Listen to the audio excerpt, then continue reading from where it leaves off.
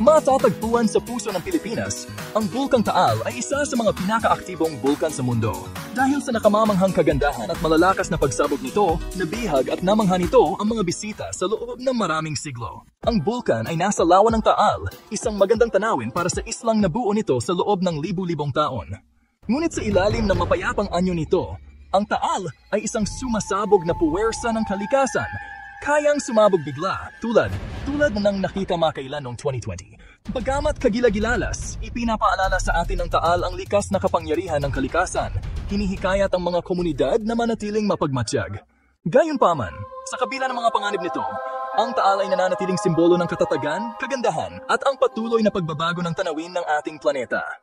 Isang tunay na kahanga-hangang gawa ng kalikasan, laging mahirap hulaan, laging nakabibihani, may bighani.